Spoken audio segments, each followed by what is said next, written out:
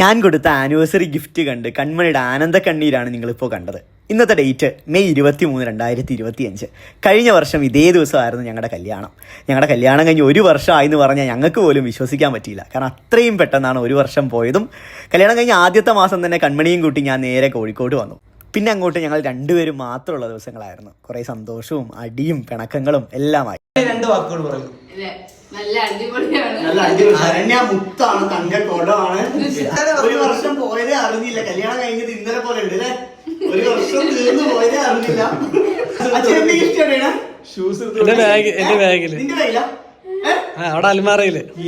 ഈ ഒരു anniversary gift അവൾ ഒട്ടും തന്നെ പ്രതീക്ഷിച്ചില്ല. അവളുടെ ആ എക്സൈറ്റ്മെന്റ് അവളിൽ തന്നെ നിങ്ങൾക്ക് കാണാൻ പറ്റും.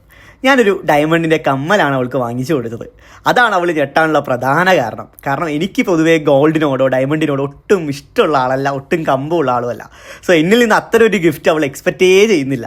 സ്ഥിരമായിട്ട് ഞാൻ അവൾക്ക് പിറന്നാളിന് കൊടുക്കാനുള്ള ഗിഫ്റ്റ് എന്ന് പറഞ്ഞാൽ ഒന്നില്ലെങ്കിൽ ഒരു ഫോട്ടോ ഫ്രെയിം, അതും അല്ലെങ്കിൽ സ്റ്റുഡിയോയിൽ പോയിട്ട് ഒരു ചുരിദാറോ കാര്യങ്ങളോ ആണ് ഞാൻ കൊടുക്കാറുള്ളത്. ഇത് കണ്ടപ്പോൾ അവൾക്ക് ശരിക്കും വിശ്വസിക്കാൻ വയ്യ. ഇതെൻ്റെ കെട്ടിയോൻ തന്നെ തന്നതാണോ എന്ന സംശയമാണ് അവളുടെ ഉള്ളത്. സത്യം പറഞ്ഞ ഒരു കേക്ക് മുറിച്ച് ഒരു സ്റ്റാറ്റസോ സ്റ്റോറിയോ പോസ്റ്റ് ചെയ്ത് പോയി കിടന്നുറങ്ങാമെന്നാണ് അവൾ വിചാരിച്ചിട്ടുണ്ടായിരുന്നത്. പക്ഷെ കമ്മൽ കിട്ടിയപ്പോൾ കുട്ടിയുടെ ആകെ കിളി അങ്ങ് മാറി. പിന്നെ കേക്ക് മുറിക്കണോ, സ്റ്റാറ്റസ് ഇടണോ, സ്റ്റോറി ഇടണോ എല്ലാം അവൾ അങ്ങ് മറന്നുപോയി. പിന്നീട് അങ്ങോട്ട് ആനന്ദാശ്രുവിൻ്റെ സമയമായിരുന്നേ. കുട്ടി അങ്ങ് കരഞ്ഞുകൊണ്ടേയിരിക്കുവാണ്. അത് ആക്ച്വലി അവൾക്ക് ഇത്ര ഒരു ഗിഫ്റ്റ് അവൾ പ്രതീക്ഷിക്കാത്തതിൻ്റെ പ്രശ്നമാണ്. അതുകൊണ്ടാണ് ഇത്രയും കരഞ്ഞുകൊണ്ടിരിക്കുന്നത്. പക്ഷേ ആദ്യത്തെ കരച്ചിലുണ്ടപ്പോൾ ഞാനങ്ങ് പേടിച്ചു. ഇതെന്താ ഞാൻ കൊടുത്തത് അവൾക്ക് ഇഷ്ടമായില്ല എന്നാണ് ഞാൻ ആദ്യം തോന്നിയത്.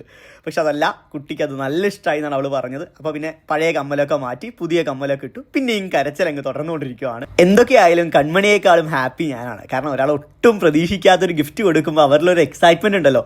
സോ അത് കണ്ടപ്പോൾ ഞാനും വളരെ ഹാപ്പിയായി. കമ്മലിൻ്റെ പ്ലാനൊക്കെ പെട്ടെന്നായിരുന്നേ. ഇന്നലെ ഒരു ദിവസം കൊണ്ട് മാത്രം സെറ്റാക്കിയ പ്ലാനാണ്. അച്ചുവാണ് നാട്ടിൽ നിന്ന് കമ്മൽ ഇങ്ങോട്ട് എത്തിച്ചത്. അമ്മായും അച്ചുവും അമ്മയൊക്കെ കൂടി ചേർന്നിട്ടാണ് ഈ പ്ലാൻ അങ്ങ് എക്സിക്യൂട്ട് ചെയ്തത്. അപ്പോൾ എല്ലാവരും കേക്ക് അങ്ങോട്ടും ഇങ്ങോട്ടൊക്കെ കൊടുത്തു. പാതിരക്കായതുകൊണ്ട് വേറെ ആരെയും വിളിക്കാനും പറയാനൊന്നും പറ്റിയില്ല. ജസീലും ശബരിസാറുമാണ് അവർ കേക്ക് കഴിച്ചു.